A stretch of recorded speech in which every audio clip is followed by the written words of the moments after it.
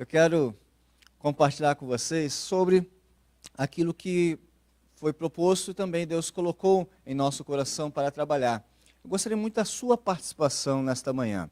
Vamos ler o que está escrito ali, que diz: a suficiência do Evangelho, celebrando a perfeita obra de Cristo. Você já ouviu com certeza sobre isso várias vezes nesse mês. E eu quero ler o texto, que é um texto básico, pode colocar para a gente, que é lá em Pedro, onde trabalha a questão de uma declaração muito poderosa da graça de Deus, que diz assim, vamos ler juntos: sabendo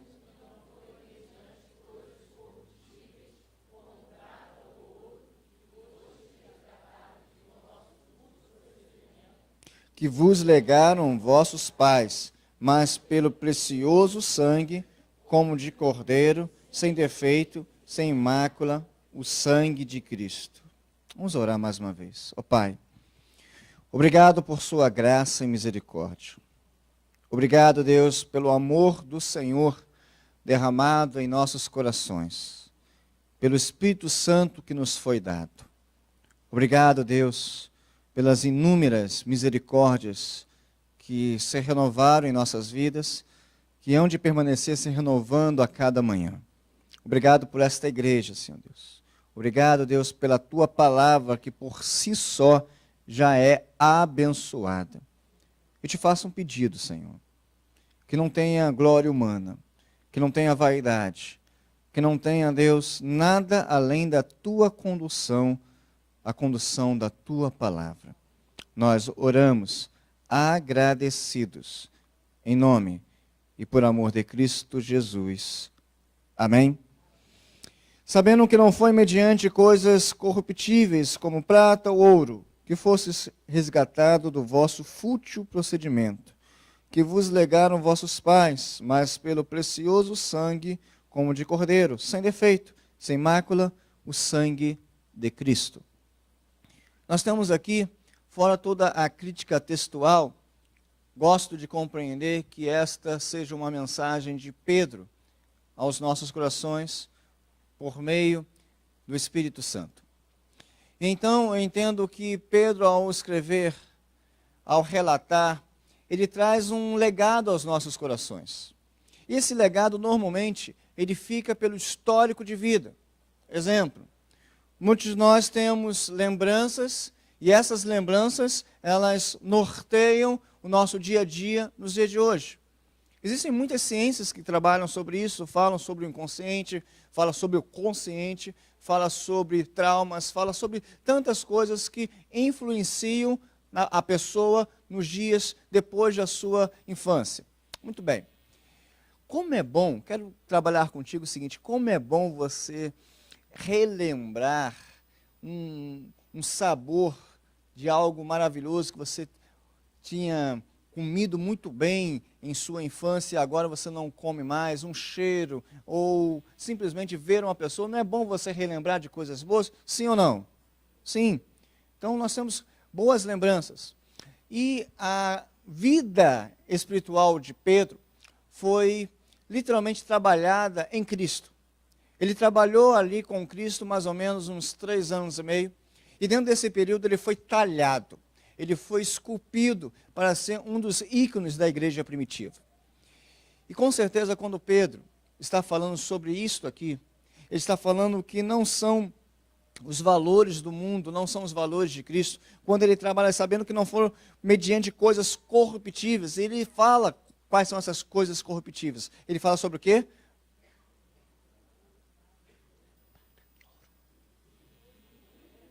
Vamos lá de novo. Ele fala sobre o quê? Isso, não me façam raiva, hein? Então, prata e ouro. Então, ele fala sobre isso. E isso, quando eu li esse texto, pastor Fábio, eu entendo que Deus me colocou para lembrar de um outro texto, onde Pedro possivelmente aprendeu sobre isto. Porque nós estamos aqui na igreja para aprender e depois colocar em prática e também passar adiante esse ensinamento. E eu quero contigo trabalhar um texto que deve ter construído esse conceito de Pedro, dizendo sobre os valores da vida cristã, que não são depositados em prata e nem ouro. Pode colocar para a gente, que é um texto muito conhecido, de Mateus capítulo 19, que é um texto que fala sobre o jovem rico. Vamos ler juntos esse texto que fala o seguinte, vamos lá? Eis, manda-se dele um jovem, disse-lhe, bom mestre,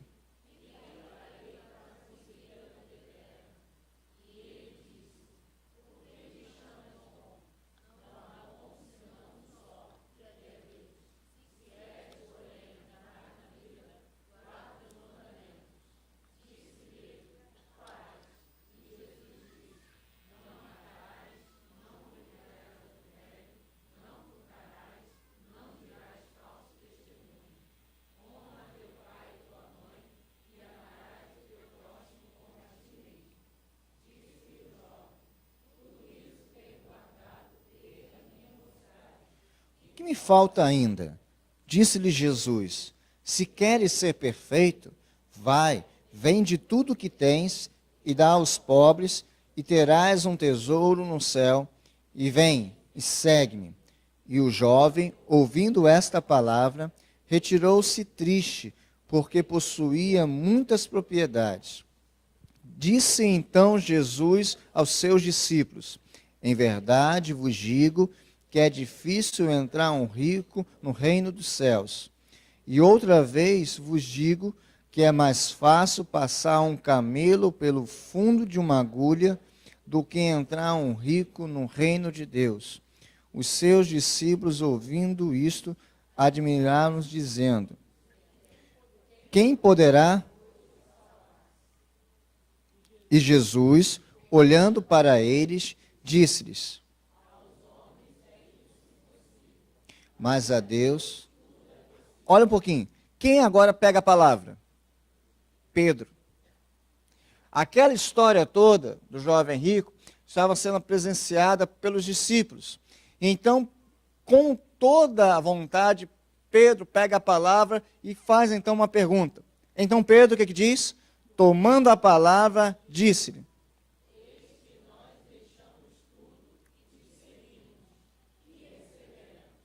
e Jesus disse-lhes,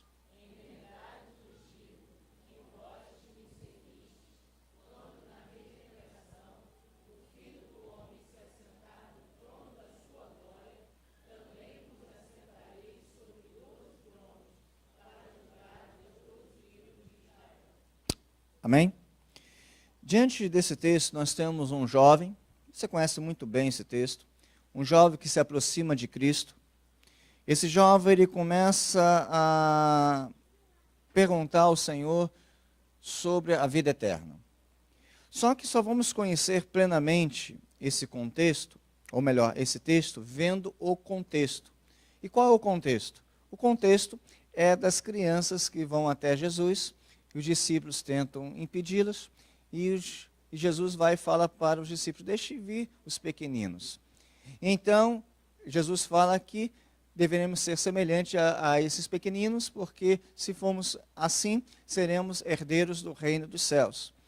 E há uma ligação completa com esse texto, mesmo que haja uma separação em capítulos, que foi feita séculos e séculos depois, mas a ligação do texto mostra que provavelmente aquele jovem estava vendo aquele contexto das crianças, e vendo que Jesus tinha dito sobre o reino dos céus para aquelas crianças, e que aquelas crianças seriam herdeiras do reino dos céus, aquele jovem aparece até Jesus e pergunta, bom mestre, o que hei de fazer para herdar a vida eterna?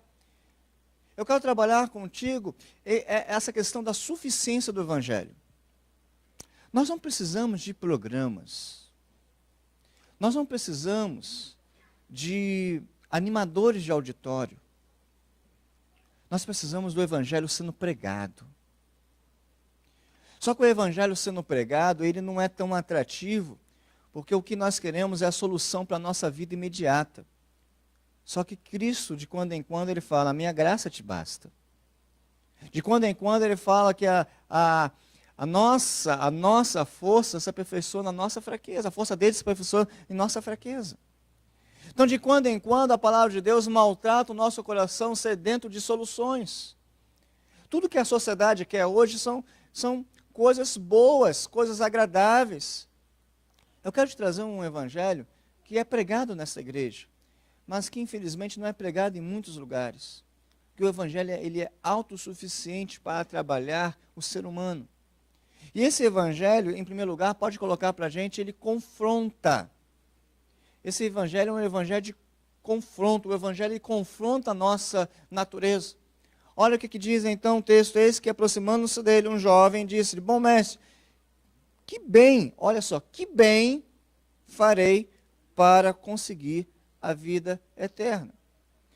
O Evangelho que confronta as nossas vidas é um Evangelho que nos leva a compreender que existem coisas maiores do que nós.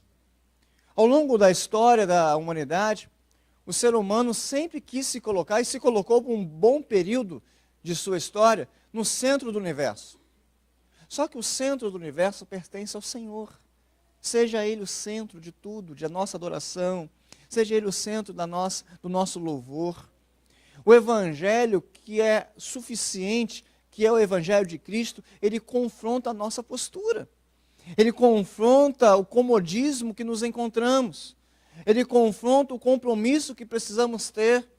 Ele confronta a ponto que um jovem que era rico, aqui nós só temos jovens ricos também, correto? Vocês podem fazer boa parte desse texto. E aquele jovem que era rico, e vou te falar uma coisa, o jovem que é rico, ele não está muito atenado para isso não está muito preocupado com isso não. Os jovens ricos de hoje não estão muito preocupados para dizer como é essa questão de vida eterna. Mas aquele evangelho tão simples, que as crianças foram alcançadas por aquele evangelho, foi um evangelho que confrontou aquele jovem, a ponto do jovem chegar até Jesus, e diz o texto aqui na sequência, diz assim, eis que aproximando-se dele um jovem, ou seja, aquele jovem estava vendo aquela situação, e se aproximou-se de Jesus, e disse assim, mestre, que bem farei para conseguir a vida eterna? O Evangelho tem confrontado o seu estilo de vida. O Evangelho tem te tirado da igreja de tal maneira que você não vem somente para ouvir, mas para ser praticante. Eu disse ontem, numa rápida palavra, em um aniversário, eu disse o seguinte, os ouvintes não vão para o céu, os ouvintes vão para o inferno. Mas os praticantes herdarão o reino dos céus. O Senhor não nos chamou para sermos ouvintes, porque ouvinte você ouve qualquer coisa, você ouve a propaganda aí, eleitoral toda hora, não tem? Não tem? Tem os dingos que ficam martelando a nossa cabeça. Aqui é outro município, mas lá nós temos lá, cada dingo que fica lá, daqui a pouco você se pega dançando, ou simplesmente batendo o pezinho. Você fala, meu Deus, que coisa ridícula. Queridos, eu quero dizer que você pode ouvir tantas coisas, mas colocar em prática é totalmente diferente. Olha que coisa interessante, coloca para a gente o próximo slide. O que diz então? As pessoas costumam amar a verdade quando estas, porém, quando tudo está bem, você também está bem. Quando a mensagem é uma mensagem que você vai vencer, que você vai conseguir, que você vai derrubar. Rapaz, passa uma mensagem de engenheiro de demolição, que só tem destruição, destruição para os outros, acabou. Não, o Evangelho é um Evangelho que confronta de tal maneira que diz assim, olha só, deixe o ímpio o seu mau caminho, volte-se para o Senhor, e esse Senhor vai se compadecer de você. A ideia do Evangelho é um Evangelho que não é conforme o cliente. O Evangelho, e no caso o legado que Cristo deixou para nós, esse Evangelho que é autossuficiente para nos levar ao entendimento, da compreensão, da largura, da profundidade do amor de Deus, esse Evangelho, ele bate na gente. É o Evangelho que faz com que a gente saia daqui não somente felizes, mas pensativos. O Evangelho que onde você chega e tudo onde você ouve está tudo bem, é um Evangelho que não é conforme a Bíblia, porque o Evangelho que confronta nos leva à tristeza, nos leva às lágrimas, porque a nossa condição diante de Deus não é uma condição que eu posso estar de pé, pelo contrário, uma condição que eu estou de joelhos suplicando o clamor dEle. Não de um Deus irado, taxativo não, mas um Deus que é santo e que merece toda a busca da nossa santidade. Enquanto o pastor ou as pregações forem agradáveis, você fica na igreja. Mas quando começa a apertar o cinto, quando começa a trabalhar a ideia do evangelho de compromisso, sabe, queridos, hoje você poderia estar em muitos lugares, mas você acordou ou foi acordado. Tem gente que acordou, tem gente que foi acordado. Tem gente que veio, tem gente que foi carregado. Mas você está aqui, e Deus te trouxe aqui através do Espírito dele, para que você pudesse ter um confronto. Qual o confronto, pastor? Coloca para a gente, por favor, próximo slide. Esse confronto, ele causa feridas. O evangelho que confronta, ele vai causando feridas em nós. Olha o que diz então o texto. O apóstolo Paulo, o que diz? De nada vale ser, vamos lá ler comigo, vamos de novo. De nada vale ser ou não. Paz e misericórdia estejam sobre todos os que andam conforme essa regra, e também sobre o Israel de Deus. Parece que ele está finalizando o discurso dele. Ele diz o seguinte: não importa se é de Auschwitz, ou de Mesquita, ou de Nilópolis, não importa que literalmente haja um entendimento que somos Israel de Deus. E ele termina dizendo assim, sem mais, o que diz? Sem mais, que ninguém... Irmãos, que a graça de nosso Senhor Jesus Cristo, o evangelho que realmente prevalece, o evangelho que vem do trono de Deus, é o evangelho que causa feridas em nós. O apóstolo Paulo está tratando aqui de algo do físico dele, mas também de algo que mostra que há nele uma sequela por seguir a Cristo. Nós queremos seguir a Cristo e ter Camaro, Ferrari e jato particular. Gente, na boa, seguir a Cristo assim é top.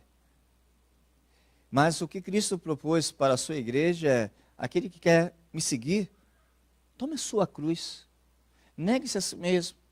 Aí sim, pode vir, siga-me. O apóstolo Paulo está falando que ninguém o perturbe, ninguém o moleste. É quase um desabafo dele, dizendo o seguinte: gente, para com isso. Sabe por quê? Porque eu trago em mim as marcas do evangelho. E ele traz um corpo mesmo, ele mostra que a história de vida dele não é somente uma história, mas é uma fala com prática na vida. Quantas e quantas vezes nós falamos do evangelho, mas o nosso querer é estar fora do evangelho. Eu costumo dizer que existem crentes que não pecam porque não têm oportunidade de pecar. Porque quando têm oportunidade de pecar, pecam. Existem pessoas dentro das nossas igrejas, aqui, qualquer outra igreja, que vivem um evangelho local. Qual é o evangelho local? Só dentro da igreja. O evangelho que o camarada, ele é quase um 007, um James Bond, que na faculdade ninguém sabe que ele é evangélico. Que no trabalho ninguém sabe. Uma vez eu fui visitar uma pessoa, não era da nossa igreja, eu fui visitar uma pessoa, e eu cheguei, e ela no comércio, no shopping, e eu olhei a pessoa assim, vou lá fazer uma visita a fulano, porque tem um tempo que eu não vejo. E quando eu estava chegando perto, para minha surpresa, a pessoa saiu quase correndo de dentro da loja. Eu achei aquilo um pouco estranho. Falei, não é tanta saudade assim. Não tem tanta intimidade assim, mas tudo bem, vamos lá. E quando eu estava forçando quase para entrar na loja, a pessoa foi chegando e falou assim: oi, Júlio. Falei, opa, Júlio? Não que tenha que ter uma pompa, pastor, não é nada disso não. Mas aí era estranho pelo convívio. E a pessoa já foi me levando para o lado assim, e eu percebi que aquela pessoa não confessava que Jesus Cristo era o Senhor ali naquele local. Era um crente disfarçado. Era uma pessoa que literalmente não vivia o evangelho na prática, só vivia dentro das quatro paredes. E naquele local não havia testemunho, não havia proclamação do evangelho, havia só tristeza. Tristeza de mostrar uma vida de uma pessoa que fala que é crente, mas não é. E aqui diz o texto, no final de tudo, diz que aquele jovem saiu triste da presença do Senhor, porque ele não conseguiu ter um compromisso, o coração não foi dado ao Senhor. Muitas de nossas feridas, elas não estão com as chagas de Cristo, mas estão com as feridas do que o mundo faz conosco. O mundo, ele bate pesado. A sociedade, ela bate muito pesado. E esse jovem, quando se apresenta diante do Senhor, ele quer mostrar uma vontade. E esse evangelho que ele está sendo confrontado é o evangelho dos dias de hoje. O evangelho que bate na sua vida, bate na minha vida, dizendo: o que eu faço com esse amor tão grande do Senhor em minha vida? O que eu faço? O que eu faço com as minhas finanças? O que eu faço com o meu tempo? O que eu faço com a minha capacidade? O que eu faço com os talentos que o Senhor me deu? Esse evangelho confronta o que eu tenho feito para o Senhor. Porque o tempo, ele passa. Hoje, nós temos uma idade. Meu filho mais velho vai completar 10 anos. Eu lembro quando nós chegamos do hospital com ele, recém-nascido. E passamos ali a virada do ano, ali em nossa casa, orando, elogiando o Senhor, agradecendo. Já está lá, ó, cabeludo, lindo. O tempo vai passando. Se você não percebe, você já não é como você era. Você não tem mais, de repente, aquele cabelo todo. Mas, em compensação, tem aquela barriga toda. Alguma coisa vai equilibrando na vida, né? Vai tendo um equilíbrio físico. Queridos, deposite a sua força no Senhor. Deposite a sua vida no Senhor. Aqui diz o texto que era um jovem. Não vou especular quem era esse jovem, o que ele fez depois, o que não fez. Existem muitas aplicações para isso, existem muitas interpretações para isso. Mas eu quero trazer o que o texto apresenta. Ele saiu triste da presença do Senhor. Você pode sair daqui dessa manhã de duas maneiras, feliz ou triste. Triste porque quer permanecer da mesma maneira. Feliz porque você aceita o convite do Senhor. E qual é o convite do Senhor? Que esse evangelho venha confrontar os seus paradigmas. Venha confrontar o nosso comodismo.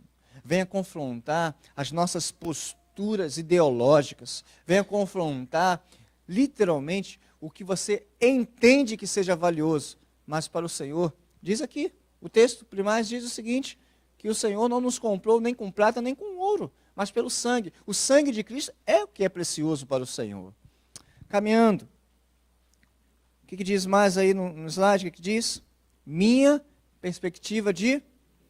O Evangelho, ele confronta a nossa perspectiva de vida. Olha o que diz então o próprio apóstolo, quando diz assim: pois por meio da lei eu morri para a lei, e a fim de viver para Deus. O que diz então?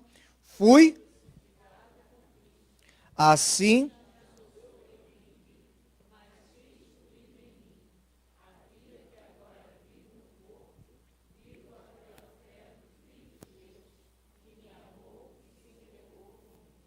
Já estou crucificado com Cristo, vivo não mais eu, mas Cristo vive em mim. A vida que vivo agora, vivo na fé, no Filho de Deus, o qual me amou e se entregou lá na cruz por mim.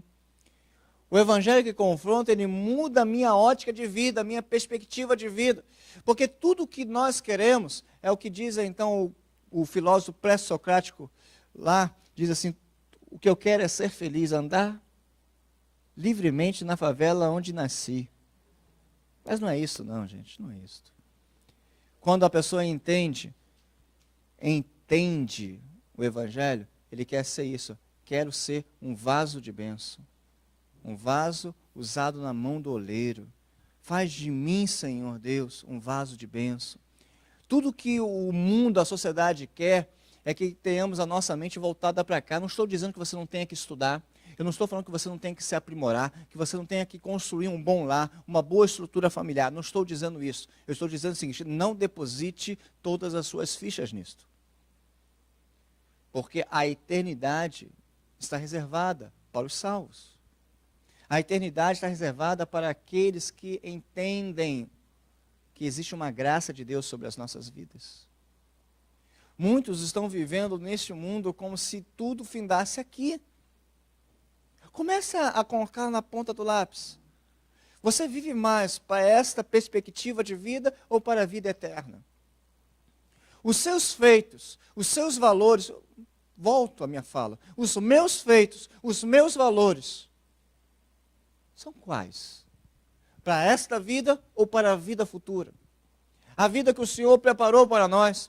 Nós somos como aquela criança que entende que toda a vida seja dentro do ventre, mas que ainda não nasceu. De forma embrionária está ali e pensa que tudo aquilo é a totalidade da vida, mas falta ainda nascer. Falta ainda conhecer a real vida. A real vida está em Cristo, onde nós iremos morar com Ele. Só que estamos militando aqui como se a nossa luta fosse aqui. Como se a nossa recompensa fosse aqui. Aí vem os jargões. Não sou dono do mundo, mas sou filho do dono. Vem tantas coisas por aí. Abra o teu coração e entenda que existe um pseudo-evangelho. Um pseudo-evangelho que quer te enganar. Eu comprei um computador alguns anos atrás. E interessante que eu comprei o Office. E quando fui instalar o Office, paguei pelo Office. Quando fui lá, tem a turma que paga lá na Uruguaiana, né? Ali, aquela coisa assim, né? 10 reais. Enfim, aí o que acontece? Aí paguei lá pelo Office, comprei o Office, instalei o Office, quando fui ver, aí falou que o Office era pirata. Mas eu paguei. Onde eu comprei o computador, comprei o Office como se fosse algo legal. Quantas e quantas vezes nós somos enganados? Quantas e quantas vezes nós somos enganados e pensamos que estamos vivendo uma vida correta, certa diante de Deus, até sermos confrontados. Nós temos uma avó de 90 anos, vai fazer 91 anos. Ela é muito esperta. Rapaz, ela já deu umas pernadas na gente, assim, de enganar a gente, assim, de tal maneira, é muito espertinha. Só para ter uma ideia, uma vez fui levá-la ao médico e deixei na porta do consultório, falei assim, vou manobrar o carro, colocar no estacionamento e já volto. Ah, tá bom. Aí foi naquela velocidade. Bonitinha. Aí foi andando, chegando lá. Aí eu estacionei o carro, quando estou chegando para acompanhar, ela falou assim, o médico não veio hoje. Eu falei, não veio? Ela não veio. O pessoal não quer trabalhar não. Essa turma nova não quer trabalhar não, filho. Quer trabalhar não. Vamos embora. Eu falei, então tá bom, vamos embora. Aí eu falei, vamos embora, porque eu não pago quase nem estacionamento, vou embora. Umas 4 semanas depois, ela está em casa, que ela mora junto com a gente, assim, na casa de baixo. E eu estou vendo ela rindo. Eu falei, o que foi? Você é muito bobo. Eu falei, bobo? É? Você é muito bobo. Sabe aquele dia? O médico estava lá, eu que não queria.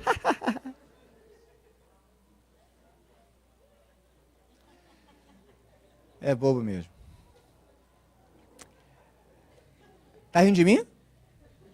Ou da história? Aí o que acontece? Toda hora eu chego lá na casa dela e ela está com as luzes apagadas, está fazendo cruzada, caça-palavras. E o interessante é que ela começa a fazer, a luz do dia ainda é suficiente, mas daqui a pouco o entardecer chega e a luz não fica tão boa assim. E ela não consegue perceber que ali está escuro. Porque para ela, aquele momento virou algo normal, acostumou a estar ali. Igual você, está aqui no ambiente com ar-condicionado, sai ali, vai estranhar. Vai estranhar porque foi impactado. Você só vai tomar consciência quando acontecer um impacto através do Evangelho. Só vamos cair na real da nossa vida espiritual quando nos depararmos com o impacto do Evangelho. Nós precisamos ser impactados com esse Evangelho, mas um Evangelho verdadeiro, um Evangelho que mostra que a nossa perspectiva de vida tem que mudar. Quantas e quantas vezes nós percebemos que nós fazemos planos disso, planos daquilo, não estou falando, volto a dizer, não temos que abandonar a instrução, pelo contrário, temos que buscar, mas nós focamos às vezes só naquilo, fazendo que os nossos filhos sejam os melhores profissionais do futuro, mas não fazemos que eles sejam os melhores crentes do presente. Não fazemos isso. Não fazemos com que eles adorem o Senhor, mas que venham conhecer o Senhor. Mas temos o privilégio de fazer com que eles conheçam várias línguas, várias culturas, mas não fazemos com que eles conheçam a palavra de Deus. Nós precisamos compreender que existe uma perspectiva de vida diferente de Cristo. E essa perspectiva de vida nos aponta para o céu, onde eu quero morar contigo lá também, amém? Caminhando. Em segundo lugar, o evangelho é o quê? Revelador. O que diz o texto bíblico? Por favor, me ajude. E ele disse-lhe: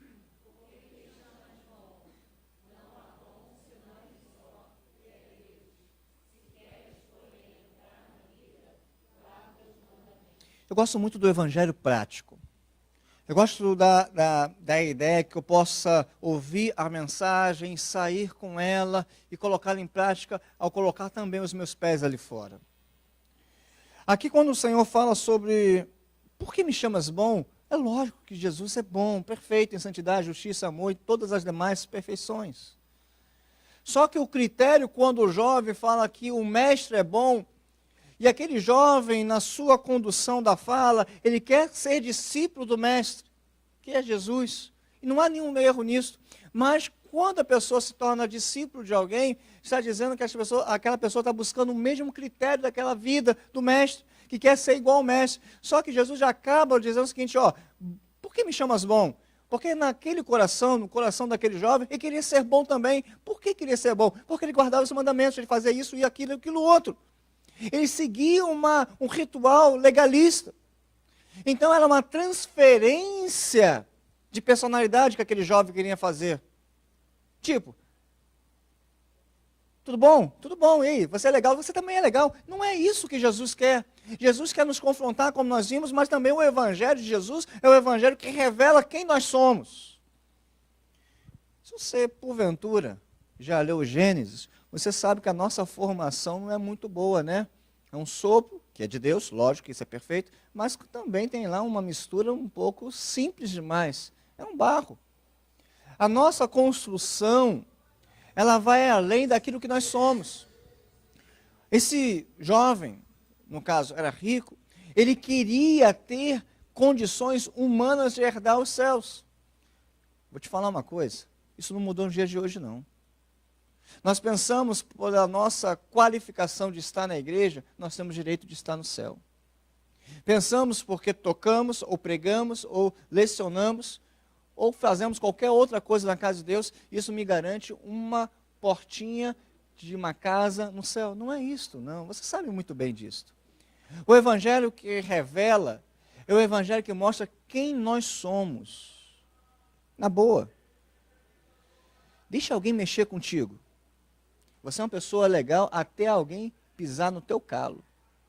Você é uma pessoa controlada até uma pessoa tentar tirar a sua paciência. Você é uma pessoa equilibrada até uma pessoa começar a atormentar o seu juízo. Quantas vezes nós mostramos quem realmente nós somos? Existe uma natureza pecaminosa aqui no meu coração, existe uma natureza destrutiva aqui, que se ela tomar vazão, ela acaba com tudo aquilo que Deus criou. Aquela velha criatura, sabe? Aquela velha criatura que precisa toda hora sair da nossa mente. Sabe? Aquela velha criatura que quer ver coisas erradas, aquela velha criatura que quer falar coisas erradas, aquela velha criatura que quer se comportar de maneira errada. Essa velha criatura está aqui dentro. Mas quem realmente nós somos? Nós somos o que nós apresentamos aqui durante algumas horas, ou somos aquela pessoa que fica lá 24 horas lá fora vivendo o dia a dia? Mas o Senhor nos chamou para algo mais. O Senhor nos chamou para algo além disso. O Evangelho é extremamente suficiente para mostrar. Olha o que diz aqui em Atos. Leiam, por favor, o que diz. Mas o Senhor disse a Ananias, a respeito de Paulo, o que diz? Vá.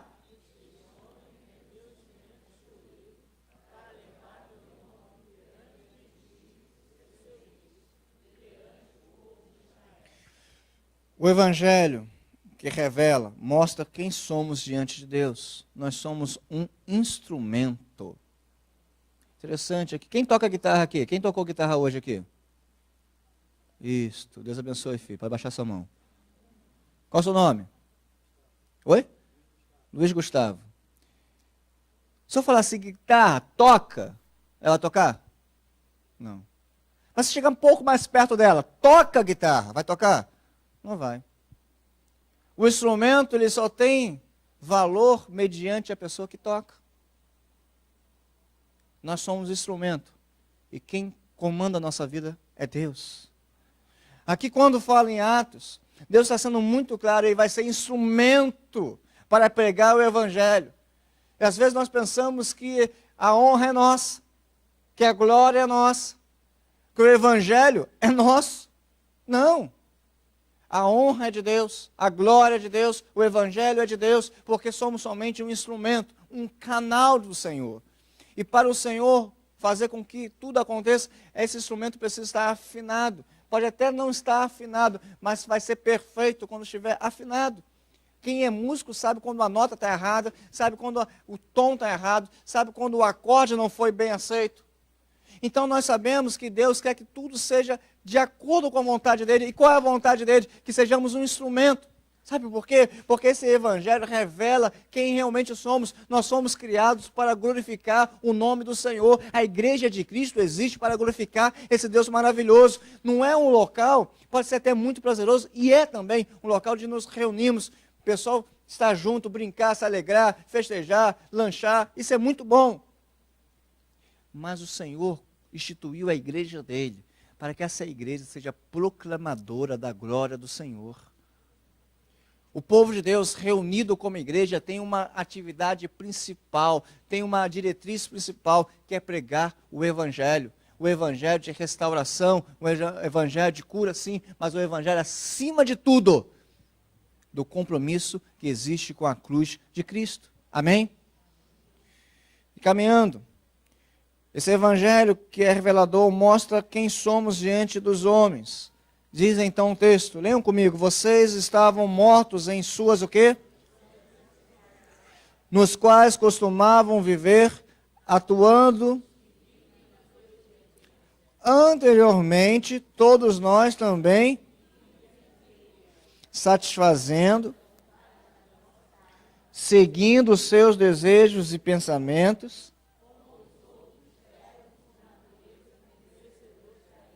Aqui, o termo é o seguinte, mortos. Uma pessoa morta, ela não tem desejo. Uma pessoa morta, ela não tem vontade. Uma pessoa morta não tem condição de ir aonde quer. A Bíblia trabalha a ideia que estamos mortos em nossos delitos, em nossos pecados. Alguns dizem que essa sociedade precisa de cura. Eu digo que essa sociedade precisa ser vivificada, ela está morta. Essa sociedade precisa daquele que pode trazer vida, através de sua própria palavra. Nós precisamos viver o Evangelho da vida.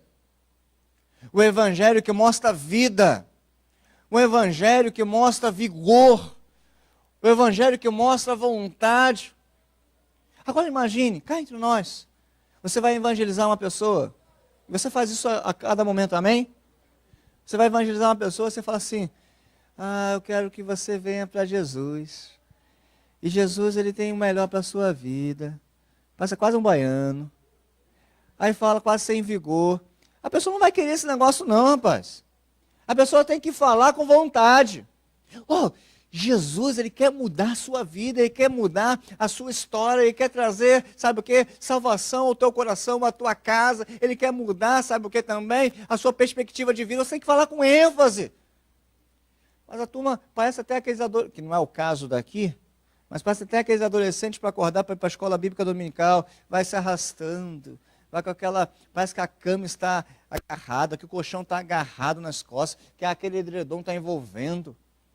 Tem gente que fala de Cristo como se fosse uma coisa horrível, como se fosse um remédio amargo, como se fosse quase uma punição, Tem isso, tem gente que fala assim também, Você vai para o inferno. Aceita Jesus. Ou seja, sabe, quase da mesma, inferno ou Jesus? O que você quer? Gente, não é isto. A ideia do Evangelho é o Evangelho que proporciona alegria em servir ao Rei. Alegria de estar diante do Rei. a alegria de estar no serviço do meu rei. No serviço do meu rei, eu sou feliz e declaro jubiloso. Mas o pessoal quer viver um evangelho de tristeza. Olha o semblante da pessoa que está ao seu lado. Só olha. Não precisa falar nada, só olha. Vê se é um semblante de uma pessoa feliz. Se estiver dormindo, tá? É porque houve cura de insônia nesta manhã. Tá? Então fica tranquilo, nenhum problema não. Mas a pessoa quer viver um evangelho, e esse evangelho, pastor, tem que ficar rindo. Não. Quantas e quantas vezes nós choramos? Quantas e quantas vezes nosso coração fica arrebentado? Quantas e quantas vezes nos colocamos diante do Senhor sem força nenhuma? Mas eu quero te dizer uma coisa. O evangelho, esse evangelho, o evangelho verdadeiro, o da palavra de Deus, o de Cristo, é um evangelho que nos traz alegria em meio à tristeza, que nos traz vida em meio à morte. É o evangelho que nos traz esperança quando tudo está no caos. Esse é o evangelho. E esse evangelho aqui, ó, onde as pessoas estão vivendo de maneira sem vida, mortas, é esse evangelho que nós vamos apresentar. Não é, volto a dizer, não é cura, é vida.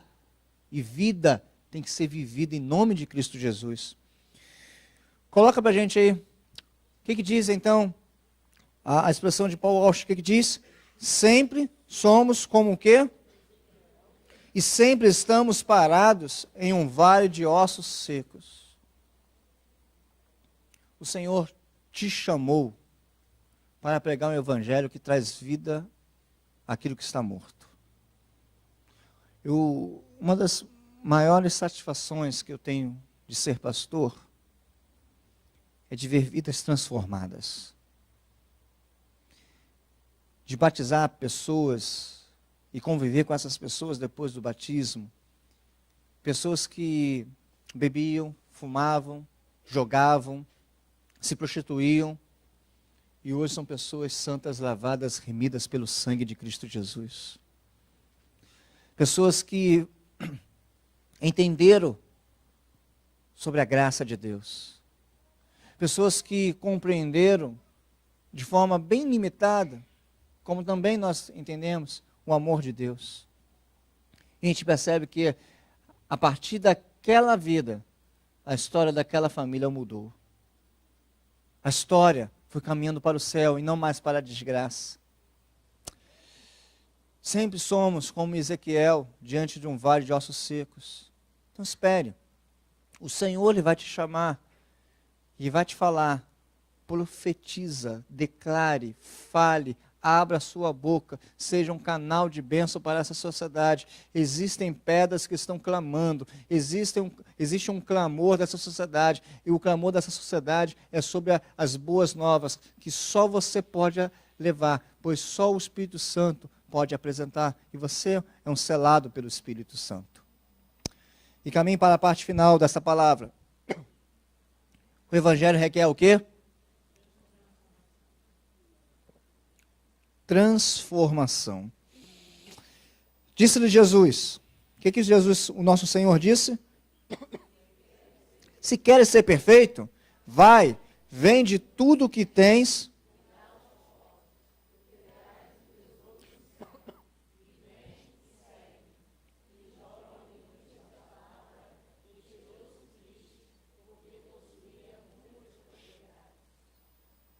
Se porventura o Senhor falasse isso contigo, o que você faria? Você venderia o que você tem? Você pegaria o seu iPhone 6 Plus? Venderia e daria aos pobres? Pegaria o seu carro 2016, modelo 17? Você pegaria a sua casa, que ainda está para ser quitada, e venderia, daria aos pobres? Nós gostamos muito de olhar de fora a situação. Esse jovem, ele saiu triste da presença do Senhor porque possuía muitos bens. O texto é claro quando diz isto. Mas se fosse conosco, se fosse comigo, se fosse contigo, de repente alguém levanta e fala, pastor, vendo. Você vende? Vendo, pastor. Também não tenho muito, vou vender. Não estou falando isso. Estou falando ter tudo que você tem, larga, entrega para os pobres e segue o Senhor. O Senhor não queria o dinheiro. Na verdade, o Senhor queria o coração. Porque o coração daquele jovem estava no dinheiro. Então Jesus queria desprender o coração dele daquilo, e então pegar o coração dele. Tudo bem que tem uma turma aí que quer pegar aquilo que a pessoa tem e jogar fora o coração da pessoa. Não é isso que o evangelho verdadeiro fala. O evangelho verdadeiro se preocupa com a pessoa, não com o que a pessoa tem. Eu gosto de entender que Deus nos trata da mesma maneira. Uma vez eu estava para comprar um equipamento para a nossa igreja. Eu fui numa loja de instrumentos em Nova Iguaçu. Mas isso só acontece em Nova Iguaçu. Mesquita não acontece isso. Mesquita é top. Aí o que acontece? Eu fui a paisano, não fui com roupa de pastor, não. Fui de bermuda, fui de tênis, sabe? Camisa de malha, com direito a óculos escuros e tudo. Com camisa do Flamengo, tá, tricolor? Eu fui lá, tá. Aí o camarada olhou assim e deu crédito nenhum. Aí olhou assim e virou de lado. Como a gente já viveu essa experiência, a gente sabe. Aí eu fiquei olhando aquilo lá, aí chegou outra pessoa lá, vestida, não sei o que, o cara, não sei o que, foi tratar lá do outro. Eu fiquei lá olhando. Aí quando um camarada lá de dentro, que eu tinha pregado na igreja dele, há pelo menos uns tempos atrás, ele falou assim, oi pastor! Aí mudou tudo. Aquele que estava ali falou, opa, o senhor precisa de alguma coisa? Eu falei, não mais de você. Aí Ou seja, nós olhamos pela aparência. Nós julgamos pela cor da pele. O Senhor, Ele olha o que há aqui dentro. Ele olhou o que havia dentro do coração daquele jovem e tratou de entendê-lo, mas também de buscar nele uma atitude de transformação. Sabe o que o Senhor faz conosco? Ele quer tirar de nós tudo aquilo que impede a verdadeira adoração, porque o Pai procura verdadeiros adoradores ainda nos dias de hoje. A palavra de Deus diz lá, João trata essa ideia, essa temática, que Deus está procurando verdadeiros adoradores. E te digo, se está procurando, porque está em falta. Há uma necessidade. E dentro dessa perspectiva, o Senhor nos traz o Evangelho que literalmente transforma o nosso coração. Porque esse Evangelho é suficiente próprio para transformar o nosso querer. Mas você precisa olhar para a Bíblia da maneira com que ela instrua a sua vida. Não que você venha mudar a instrução que a Bíblia apresenta. É engraçado quando um camarada prega, aí o Senhor fala ao coração da igreja, e aí tem sempre algum que fala assim, ainda bem que fulano não está aqui, porque se ele ouvisse esse evangelho, ele precisaria muito, não sei o quê. O evangelho é para a pessoa que está. A palavra é para a pessoa que está. Nós queremos sempre colocar a culpa no outro. Isso não é novo, não. Cadê você? Eu estou aqui escondido, atrás aqui do mato. Onde está você? O que aconteceu? Foi a mulher que tu me deste. Sempre a gente toca a bola para o outro. Sempre a responsabilidade é do outro. Desde lá de Adão, desde Eva, tudo isso vem acontecendo. Mas chegou o momento de assumirmos a nossa postura como servos de Deus, como aquele que segue o Evangelho, que tem a suficiência de Cristo em nossos corações, dizendo claramente que nós não merecemos essa graça, mas estamos vivendo por ela. E falar em viver por ela, será que nós morremos por ela? Será que temos essa vontade? Temos esse vigor de morrer por Cristo? Olha o que diz então o nosso amigo aqui, coloca para a gente, por favor. O que diz em relação à palavra de Deus? Se há...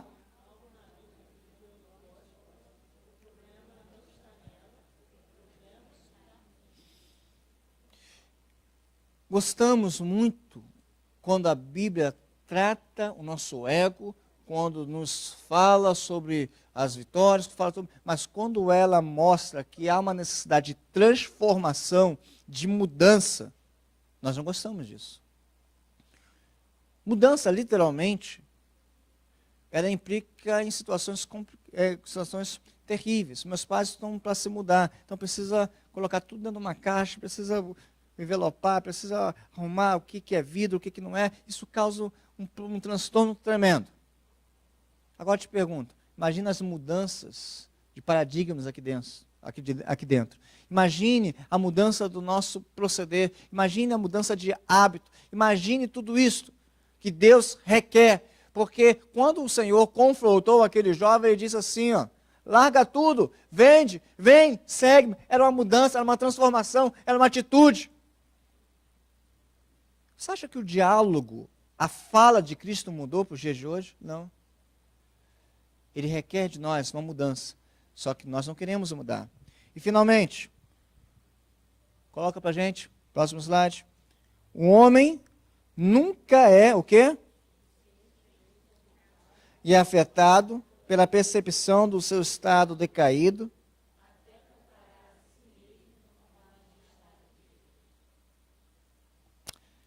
Eu não falei nada novo nesta manhã. E também não era a pretensão trazer nada novo. Os textos que nós apresentamos, que eu trouxe para a igreja, são textos que você conhece muito bem. A grande dificuldade da igreja de Cristo não é nem aprender, porque existe uma turma boa que aprende, é colocar em prática. Eu lembro que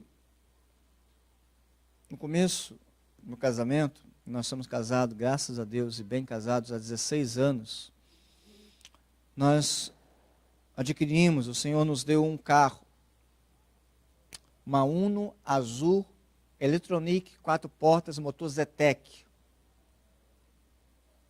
Era uma bomba de Deus. E eu estava com uma carteira de motorista, mas não tinha confiança para dirigir aquele carro como deveria dirigir. E quantas vezes, com o carro na garagem, com carteira de motorista, nós íamos para a igreja de ônibus. Por quê? Porque faltava atitude. Atitude de fazer o que deveria ser feito. Na vida cristã, nós precisamos de atitude. Nós precisamos olhar e falar, o Senhor já me deu. Eu já tenho o que eu preciso para saber. E eu preciso tomar uma atitude. Qual é a atitude que você precisa tomar para ser um servo melhor? Qual é a transformação que você precisa ter? Qual é a mudança que você precisa aceitar no seu coração para que você venha a ser um servo, um pai, uma mãe, um filho, uma pessoa melhor? Lembra que nós falamos aqui? O confronto. Às vezes pensamos que está tudo bom, tudo bem, tudo tranquilo, até sermos confrontados. Saímos daquela área de conforto. O Senhor, nesta manhã, Ele fala ao teu coração. E não precisamos gritar, não precisamos pular, nós precisamos entender plenamente o que o Senhor tem a tratar conosco. Feche os seus olhos, por favor. Eu queria orar ao Senhor. Mas gostaria que você pudesse estar refletindo, pudesse estar pensando no que foi dito. Existe uma necessidade muito grande em nossas vidas, de estarmos nos identificando com Cristo. Vivemos um momento histórico da igreja muito conturbado, onde em todos os lugares tem o nome de igreja, mas em todos os lugares o Senhor não está. Eu quero te convidar a fazer uma reflexão, não pela pessoa, não, mas por você. Fazer com que haja uma interação com o Espírito de Deus falando ao teu coração. Entenda que existe algo a mais que o Senhor espera de ti. Quando a fala de Ananias, falando sobre Paulo, dizendo sobre Paulo, o Senhor vai e declara que ele, no caso Paulo, é um instrumento de Deus, e você também é esse instrumento de Deus. Ó Senhor, nós entregamos esta palavra numa manhã tão bonita como no dia de hoje. E te peço, Deus, que o Senhor tenha misericórdia de nós. E que a tua graça venha nos direcionar para aquilo que o Senhor deseja. Não queremos ser melhores do que ninguém, e não somos. Mas não nos deixe pensar, não nos deixe achar, e muito menos viver essa diferença. Nós somos iguais aos nossos irmãos. E queremos, ó Pai, fazer sim a diferença através de Cristo. Mas isso, Deus, venha iniciar em nossos corações. Iniciar no meu coração, no coraçãozinho do meu irmão que está aqui nesta manhã. Existe um evangelho, e esse evangelho é extremamente suficiente. Esse evangelho mostra o Senhor Jesus Cristo. Ó Deus, obrigado. Obrigado, Senhor Deus, porque o seu poder se aperfeiçoa em nossa fraqueza. Obrigado, Deus, porque podemos celebrar a perfeita obra do Senhor em nossas vidas. Obrigado, Senhor Deus, porque existe um evangelho e ele é suficiente para nós. Mesmo que ele maltrate o nosso coração pecaminoso, mas ele maltrata para o bem da tua própria igreja. Obrigado pela vida desta igreja. Obrigado pela vida e ministério, pastor Judy Clay, sua família, pastor Fábio, sua família. Obrigado, Deus, por esses homens do Senhor nessa localidade e pelas famílias que aqui estão. Cuida, Senhor Deus, de cada um. Nós oramos em nome e por amor. Desse amor, nós não queremos nunca mais nos afastar. Nós oramos em nome e por amor de Cristo Jesus. Amém.